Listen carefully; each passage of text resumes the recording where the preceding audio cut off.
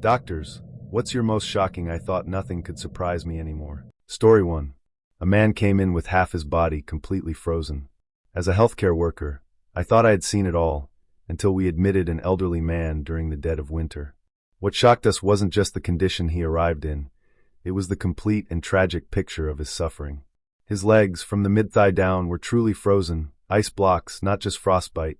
At the same time, he had numerous deep burns across his torso. We later learned his gas had been shut off during winter, which is technically illegal if the utility knows someone elderly or disabled lives there. He had been trying to stay warm with an incandescent light bulb. Each time he dozed off, the bulb would fall and burn him, waking him up. This cycle repeated until he was severely burned and frostbitten. Once admitted, he underwent rewarming, but the damage was too severe. He lost both lower limbs and was transferred to the burn unit. He passed away within a few days. The amount of pain he endured cannot be overstated. It remains one of the most tragic, preventable cases I've ever witnessed, and a haunting reminder of how systems can fail the most vulnerable among us. Story 2. One of the most appalling experiences I had in healthcare involved a patient being denied a PET scan by her insurance company. Initially, they simply refused to cover the cost. The patient, determined to get answers, offered to pay out of pocket for the scan. What came next was both shocking and infuriating. The insurance company stated that if she went ahead and paid for the scan herself, they would refuse to cover any subsequent treatments or tests that were based on the PET scan results. Essentially, they threatened to invalidate any medical decisions or care plans that stemmed from data she obtained independently, even though it could be medically crucial. This wasn't just a bureaucratic hiccup, it was a deliberate act of cruelty, blocking access to critical care. I deal with insurance issues every day and see plenty of frustrating red tape, but this was the most petty, vindictive behavior I had witnessed from a provider. It wasn't about saving money, it was about control, and it cost the patient precious time and options. I still think about how different her outcome might have been if compassion and logic had prevailed over policy. Story 3.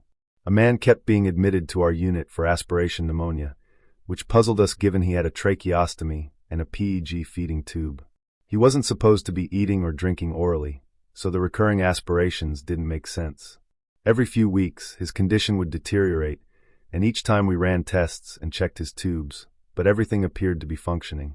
Eventually, through a combination of observation and a confession, we found out the disturbing truth. His sister wife had been pouring whiskey into his tracheostomy tube. Yes, down the trach. Apparently, he was demanding alcohol, and she found a way to deliver it directly into his airway. It was unbelievable. To make matters worse, he also sexually harassed nearly every female nurse and technician who cared for him. He was aggressive, crude, and completely inappropriate, creating a hostile environment for staff. The medical aspect was shocking, of course, but the layers of dysfunction in that household and the way it bled into our care setting made it more than just a bizarre clinical case. It was a troubling human story. We flagged the case for social services, but it still haunts me how long it took for us to uncover the truth. Story 4. Paramedic with 20 years of experience. I've seen many things that might shock the average person, but few have left a lasting impression like the man who skinned his own arm. He was high on hallucinogens and had somehow removed all the tissue from his left forearm, fully exposing the radius and ulna bones. There was no blood-curdling scream, no panic, just a man sitting calmly like everything was normal. He was completely detached from reality, chatting normally while his arm looked like something out of a horror film. The skin and muscle were gone, stripped away in a methodical fashion. It wasn't a simple accident. This was deliberate, and yet he sat there like he had merely scraped his knee. The medical team was stunned, not just by the injury, but by his demeanor. It took several people to stabilize him, and he was eventually sedated for emergency surgery. The psychological impact of that incident stayed with us far longer than the shift itself. Even in a field where the bizarre can become routine, this case stood out as a chilling reminder of what substances and altered states of mind can drive someone to do. Story 5. In the psych unit, we had a woman admitted for psychiatric evaluation who also complained of persistent pelvic pain. A thorough medical consult was requested, and during the pelvic exam, the clinician discovered not one but two foreign objects. The first was a rubber duck, and behind it, wedged further inside, was her change purse. The surprise and confusion were immediate. When I got home that night, I recounted the story to my husband, who, without missing a beat, asked, "Well, did she squeak when she walked?" It was one of those moments that blended shock, concern, and absurd humor in equal measure. Of course, we addressed the situation with medical seriousness and compassion, but the underlying question lingered. How did this happen, and what kind of support had this woman been lacking to reach this point? It's easy to laugh at the strangeness, and sometimes humor is how we cope. But the truth is, situations like this often reflect deeper issues: trauma, neglect, or untreated mental illness. It's never just about what was found during an exam. It's about understanding the person behind the diagnosis and trying to help them beyond their most bizarre symptoms. Story 6. In my 20 years working in a locked psychiatric unit, I've faced many unpredictable situations, but nothing quite matched the chaos of the day one particularly agitated patient went on a rampage with a fire hose. He had become enraged and somehow managed to get the hose turned on.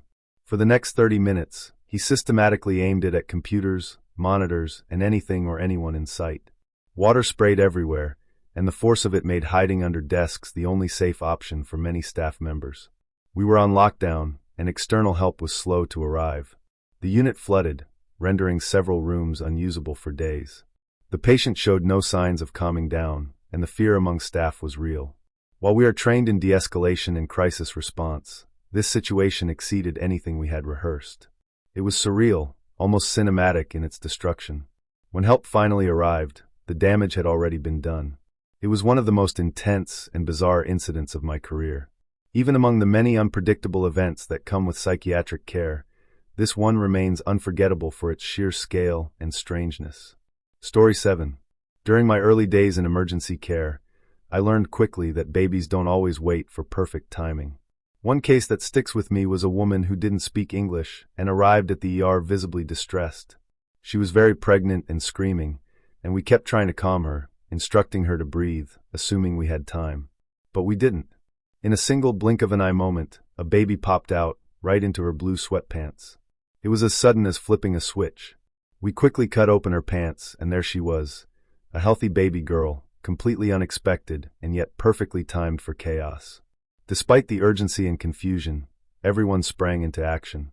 We had no translator on hand, so communication was gestures and instincts. The mother was overwhelmed, and we were just as stunned. It was a reminder that nature doesn't always follow hospital protocol. Births in the ER aren't unheard of, but this one was so swift and unexpected that it took us all by surprise. It was a beautiful moment wrapped in chaos, a vivid reminder of how life can emerge in the most unexpected ways, even amid language barriers and frantic seconds. Story 8. As an emergency physician, I've dealt with patients in varying states of distress, but nothing prepared me for the woman who was unknowingly poisoning herself. She was septic, and despite running multiple tests, we couldn't identify the infection source. We admitted her for observation. The next shift, a nurse walked out of her room with a look of disbelief and said, "Doc, I just caught her injecting something into her PICC line." I rushed in and discovered the woman had been injecting a homemade slurry of her own feces directly into her bloodstream. It was horrifying. The line was meant for antibiotics, not self-experimentation. This wasn't an accident or misunderstanding. It was deliberate and incredibly dangerous. The act led to severe sepsis and nearly cost her life. We had to involve psychiatric services immediately. The team was stunned, even those of us with years in emergency medicine. I've seen patients do reckless things before, but this was self-harm on a level that defied logic. It's a disturbing example of how untreated mental illness or desperation can drive someone to do unimaginable harm to themselves. We stabilized her, but I still think about how close she came to dying at her own hand. Story 9.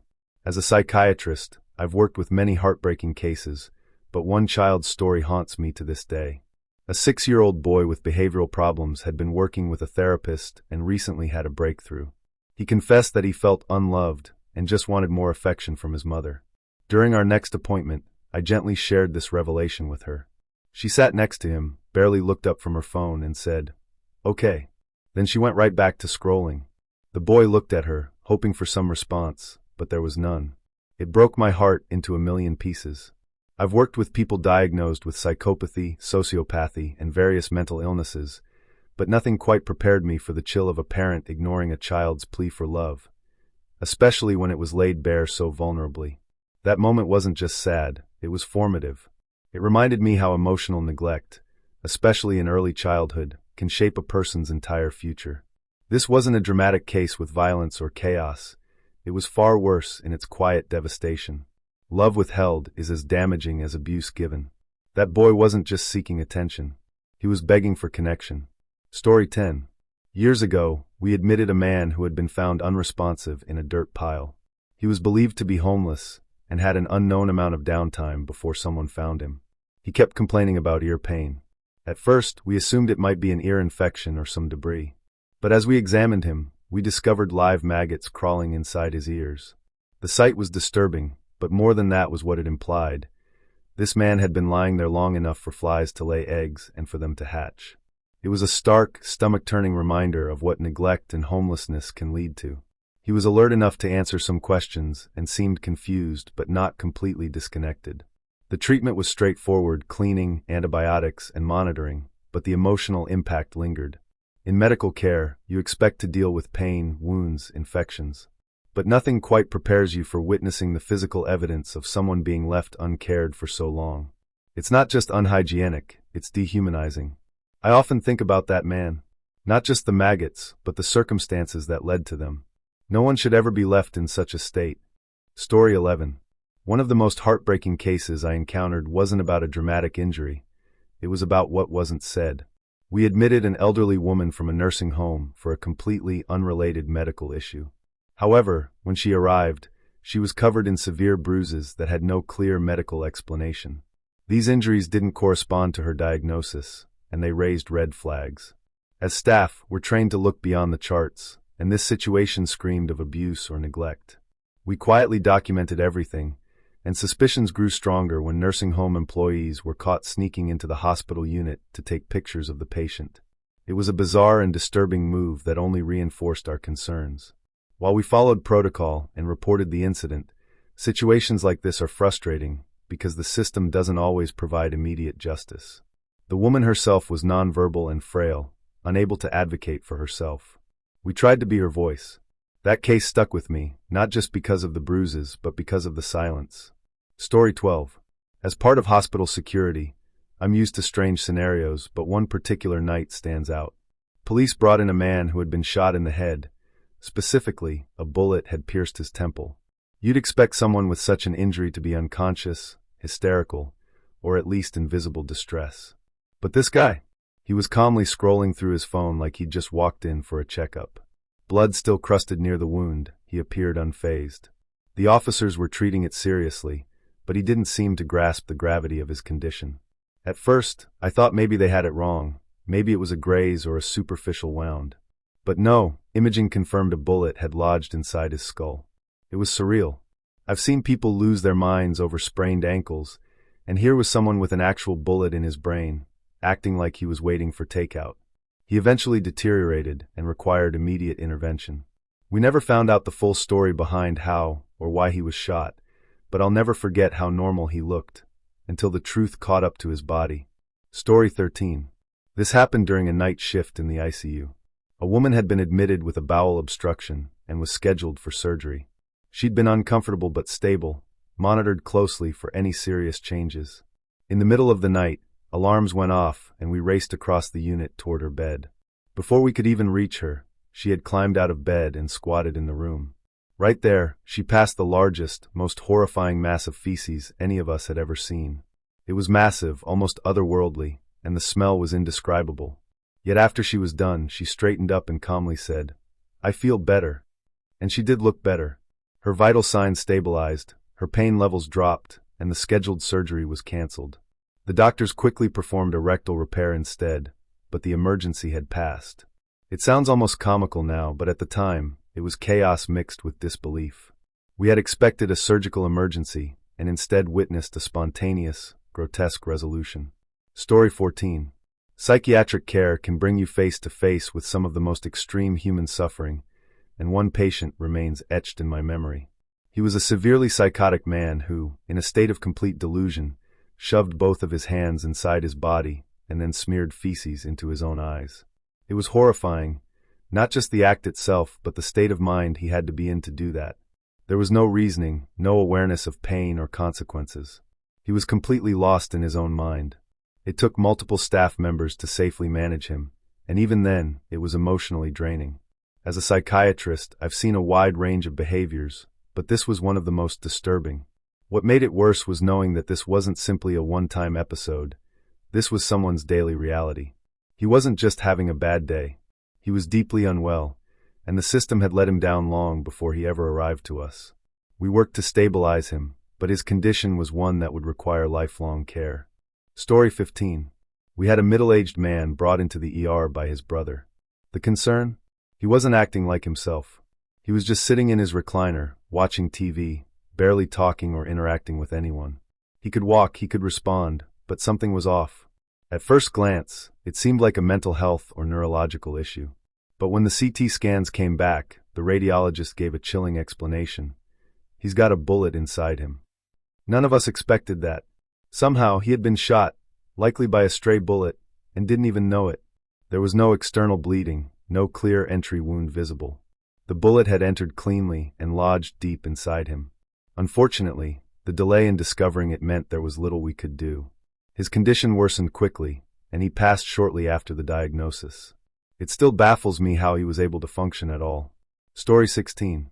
I was off duty, enjoying a vacation drive with another paramedic friend, when we saw a terrible accident unfold in the distance. We were in a funnel of traffic, no emergency services on scene yet. So we pulled over and jumped in to help. As soon as I opened my door, the smell hit me, diesel exhaust and something else. A smell I'll never forget. It was the smell of internal organs. A pickup truck had blown a tire at 80 miles per hour, crashed into oncoming lanes, and collided with an 18-wheeler. The force of impact drove the family car they hit underneath the semi's cab. The car was unrecognizable. 5 people died. We helped triage survivors, transported the truck driver by air, and assisted with the wreckage before stepping back. Hours later, as we were about to leave, the victims' relatives arrived. They had driven past earlier without recognizing the crushed vehicle as their families. The look on their faces when they realized, the weight of that moment still sits heavy in my chest. It was one of the worst accident scenes I've ever worked. Story 17. My first code death was an elderly woman who initially came in for pneumonia and worsening constipation. She had a stroke years earlier, and we suspected she had been silently aspirating. Over time, her condition declined. One night, she began vomiting, a thick, foul mixture that no one expected. It turned out she had a severe bowel obstruction, and the stool had backed up so far into her system that it was causing reflux. She had been slowly, silently aspirating this material into her lungs. When she finally vomited, it was mixed with partially digested stool. She passed not long after. During post-mortem care, we rolled her to clean and change the sheets. More of the same material dribbled from her throat. It was one of the most physically and emotionally disturbing experiences I've had. The smell, the visual, and the sheer suffering she must have endured, it was unbearable. You prepare for a lot in medicine, but there are cases like this that gut punch you in ways you don't expect. It wasn't just a clinical loss. Story 18. One winter morning, we received a call about a man covered head to toe in what looked like splinters. But these weren't tiny slivers, they were large, jagged pieces of wood embedded deeply in his skin, running up and down his body. It looked like a scene from a horror film. The man was dazed but conscious, and when we asked what happened, he said he had been walking to work when he heard a loud cracking noise, almost like a gunshot. Then pain. Apparently, it had gotten so cold that the sap inside a nearby tree froze and expanded, causing the tree to literally explode. He had been walking past at the exact wrong moment. The force sent wooden shrapnel flying everywhere, impaling him. We rushed him to the hospital, where it took hours to remove all the fragments. It was one of the strangest injuries I'd ever seen, nature behaving like a weapon. He was lucky to be alive. The randomness of it all stuck with me. Story 19.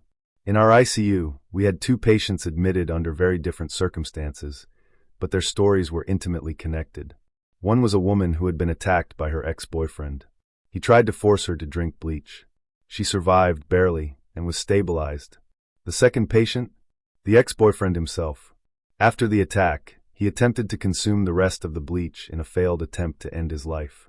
Both were placed in ICU rooms just doors apart. I won't lie, there was a small, bitter satisfaction in seeing how much worse off he was than she. He had done something monstrous, and now he was the one fighting for life, with burns down his throat and permanent damage. The woman, though severely injured, was resilient. She had family visit her, and staff rallied around her. He had no visitors, no support, just the consequences of his actions. It was one of those rare moments where justice felt immediate, even if not legal. Story 20. She was an elderly woman, extremely frail and incontinent.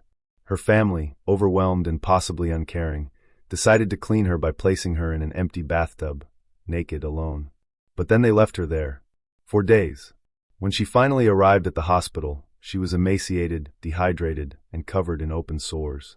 The damage to her skin was severe, painful, infected, and clearly the result of prolonged neglect. She couldn't speak but moaned in pain when moved. We did everything we could to make her comfortable, but her body was failing. She passed 2 days later. We called the police, hopeful for accountability, but nothing came of it.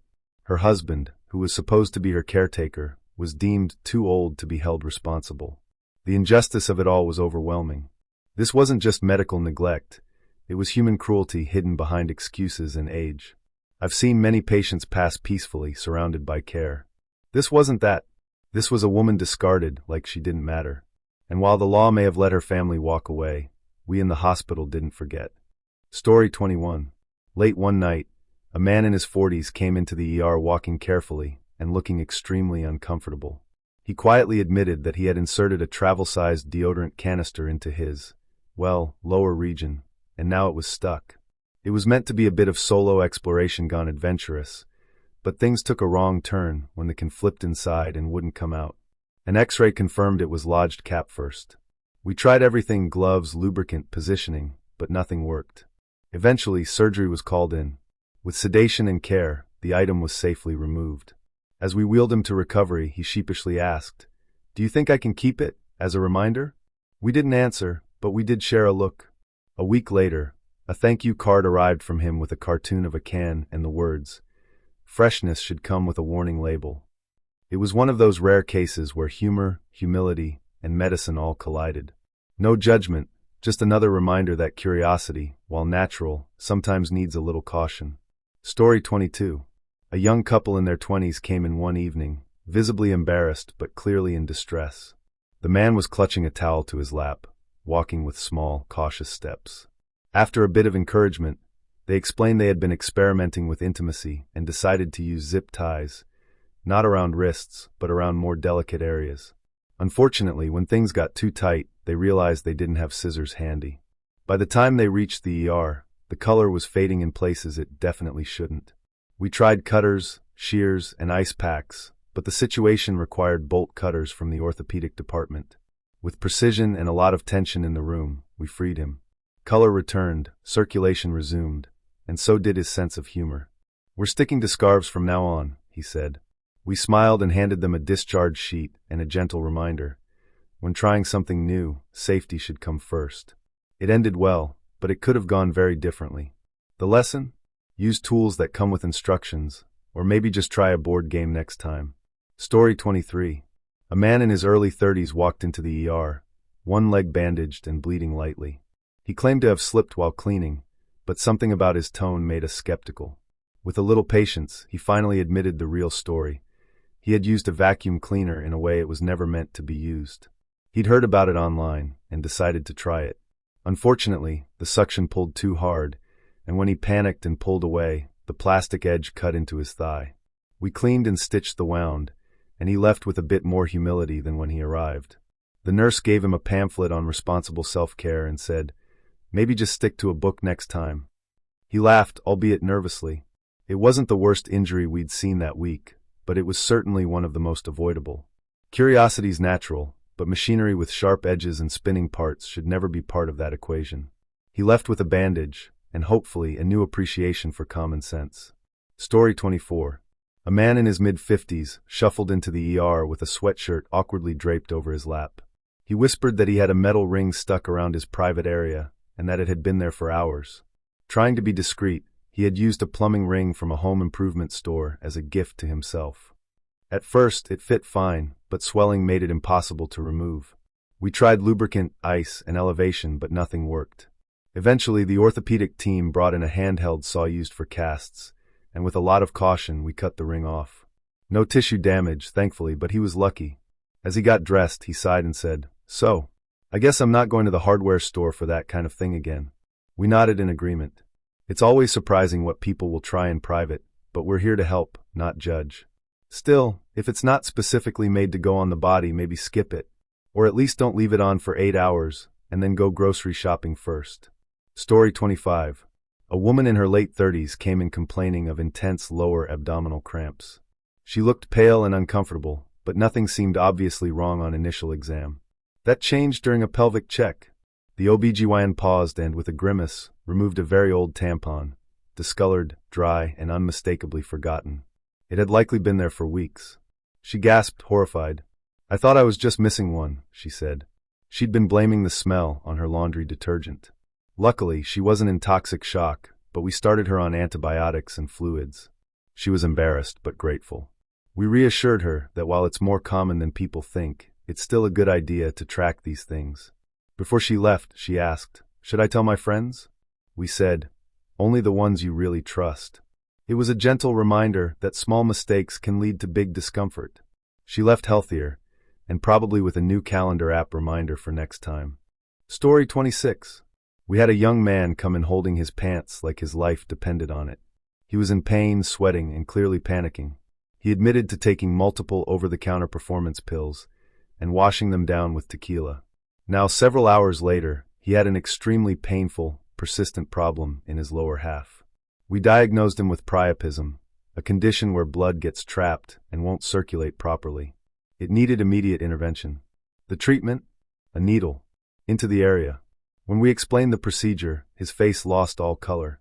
But there was no time to hesitate.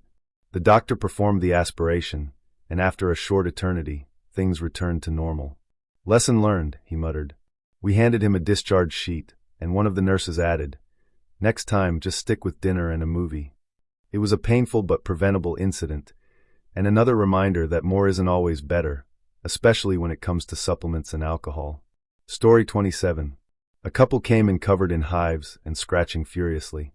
They had gone on a romantic picnic in a wooded area and decided to get a little adventurous. As part of their wilderness bonding, they used honey. Real, sticky, natural honey. Unfortunately, they didn't realize how attractive that would be to ants. By the time they got back to their car, they were covered in ant bites in some very sensitive places. She had welts on her legs and inner thighs. He had angry red bumps in areas that don't handle swelling well. We treated them with antihistamines, cold compresses, and some serious side-eye. They were embarrassed but light-hearted. "We were trying to be sweet," he said. A nurse replied, "Well, nature has a sense of humor." They left with a prescription and a plan to keep their future romantic adventures indoors, preferably far away from anything that attracts insects. It was funny, harmless, and a little itchy, but they'll definitely never forget that picnic. Story 28. A woman in her 40s came in looking furious and in pain. She was holding a towel between her legs and demanding to see a doctor immediately. After a quick exam, we found the issue, a cracked jade egg stuck deep inside. She had been following advice from an online influencer who promoted crystal energy products for internal use. Unfortunately, the egg had been inside for several days, and when she tried to remove it, it broke. Tiny sharp fragments had caused minor cuts and an infection. She was lucky it hadn't done more damage. We removed the pieces gently and started her on antibiotics. She was understandably embarrassed and furious. "I should have known better," she said. We nodded. "We've seen a lot, but this one was unique." She mentioned leaving a 1-star review on the product site. We supported that decision. The moral? If a product isn't medically approved for internal use, don't trust someone who sells skincare and crystals online. Your body deserves better than wellness trends. Story 29. A man in his 60s arrived at the ER walking stiffly and refusing to sit. After some coaxing, he admitted to using a long-handled back scratcher to relieve what he described as an impossible itch. The plastic handle broke off inside him. He waited 3 days, hoping it would resolve on its own. It didn't. We confirmed the object's position with imaging and took him to minor surgery for removal. He was lucky, no internal damage, just a bruised ego. When asked why he waited so long, he said, "I didn't want to be on one of those hospital TV shows." We reassured him. He wouldn't be, unless he posted about it first.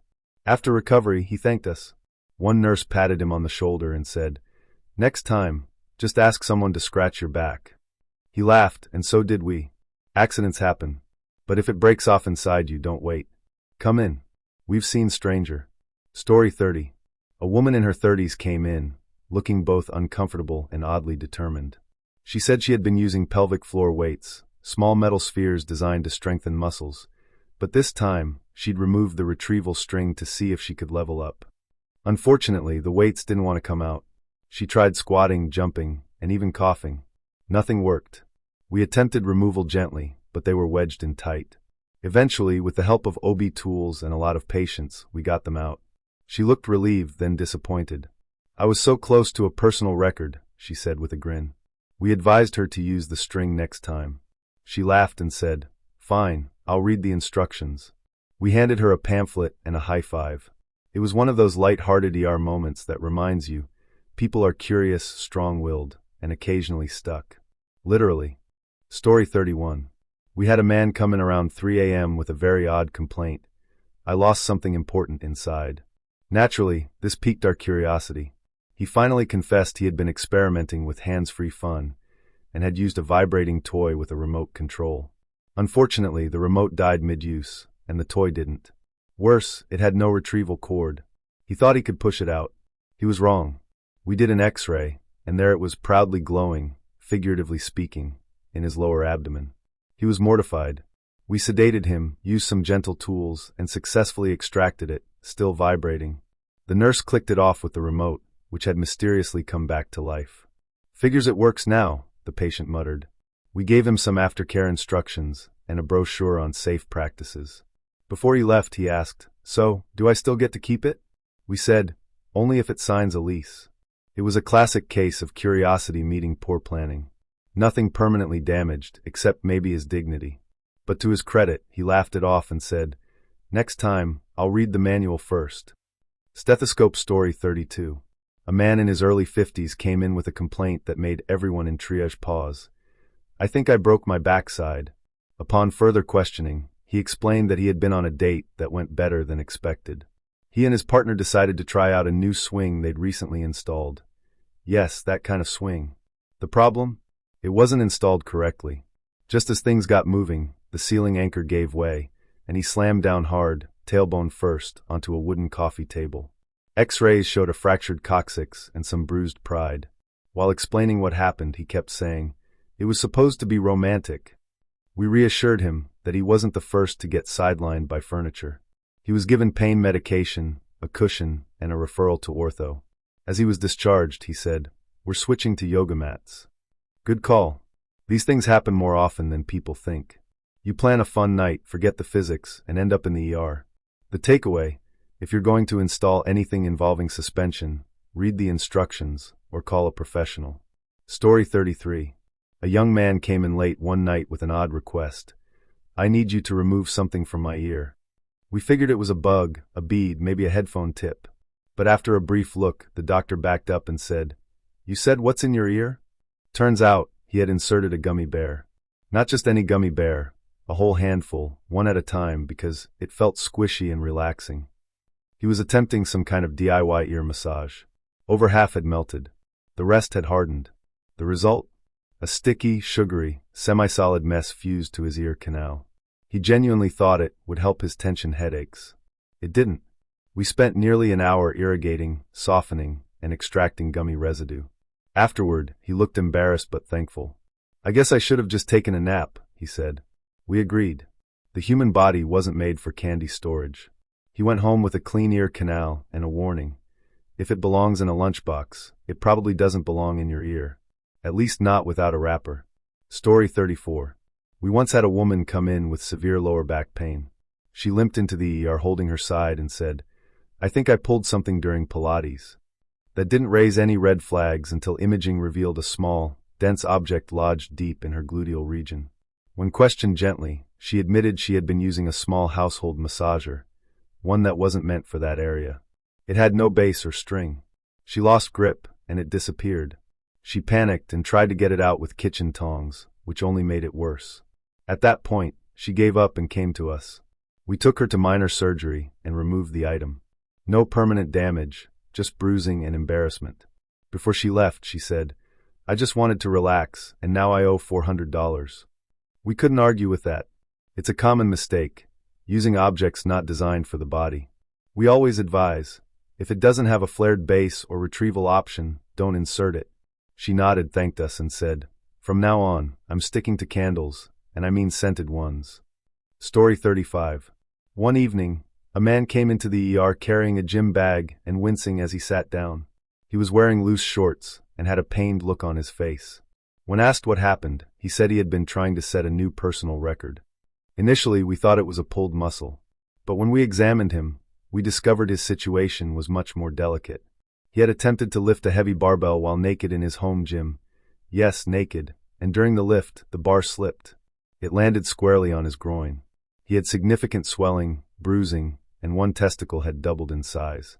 We performed an ultrasound to rule out torsion or rupture, and thankfully found no internal bleeding.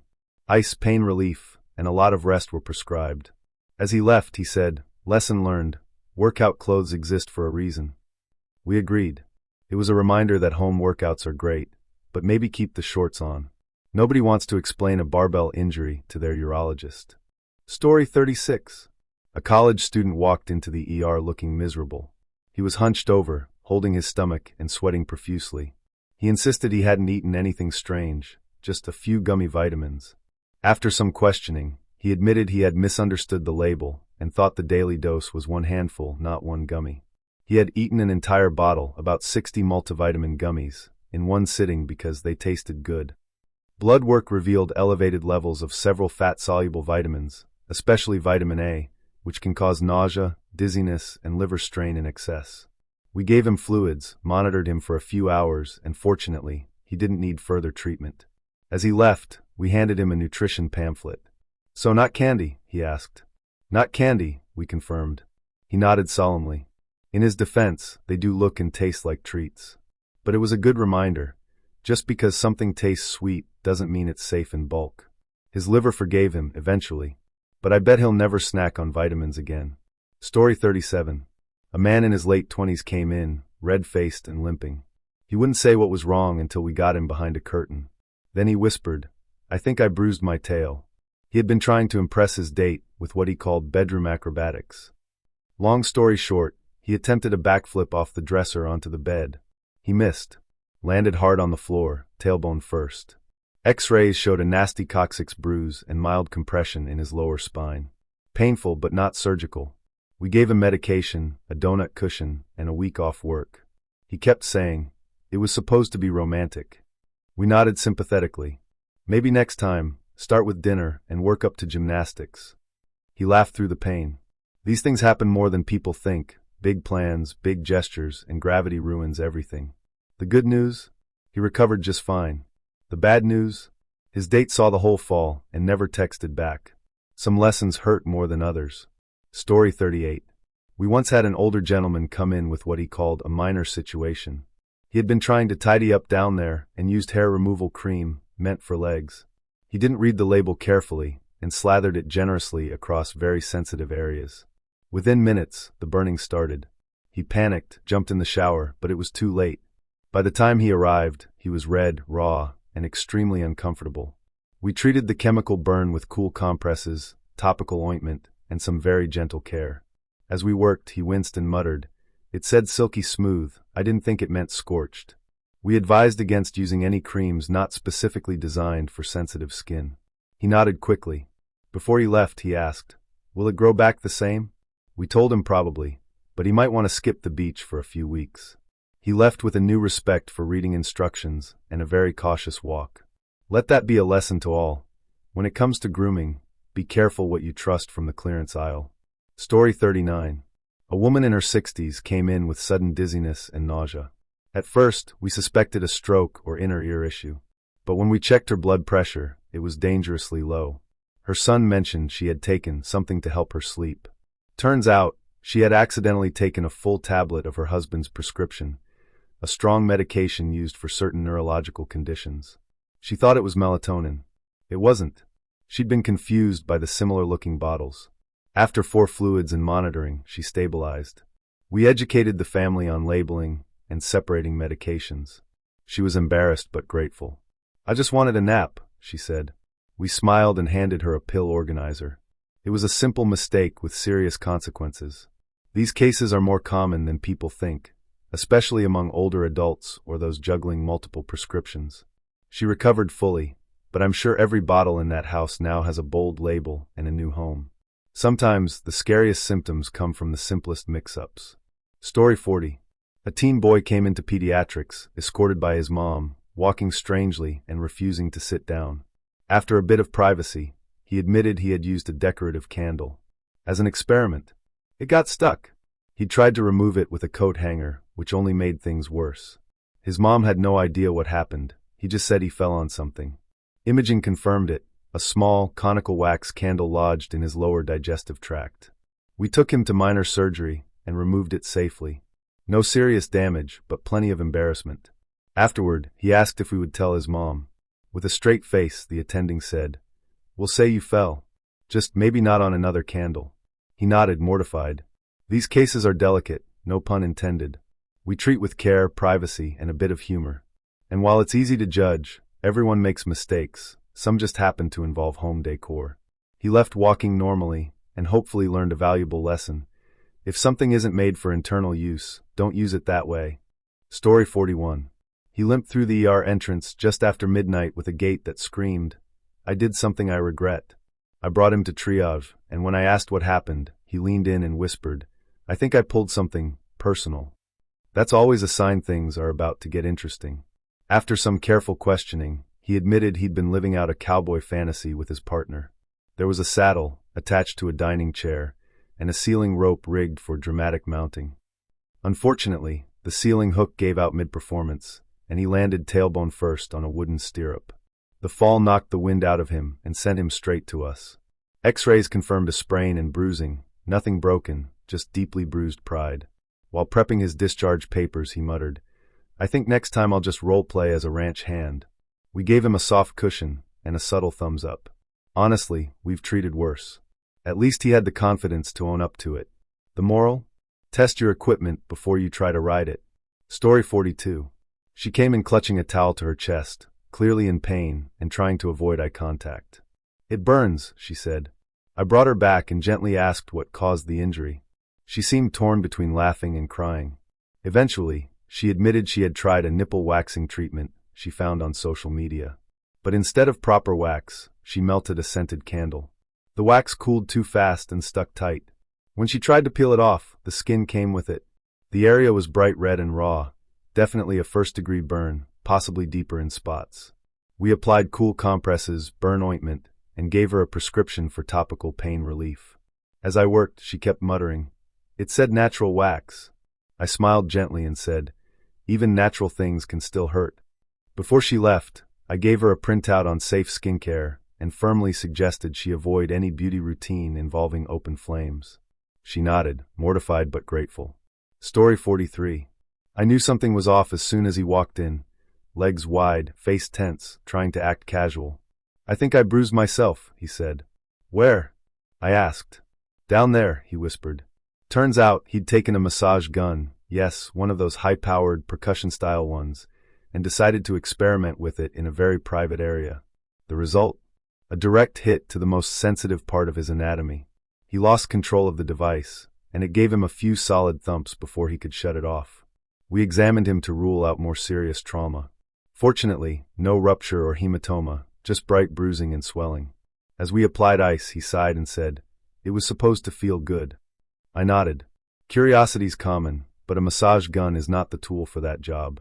We sent him home with pain medication and a warning to keep gym equipment above the belt. He laughed on his way out, but I could tell he was filing that moment in his mental vault of regrets. Story 44.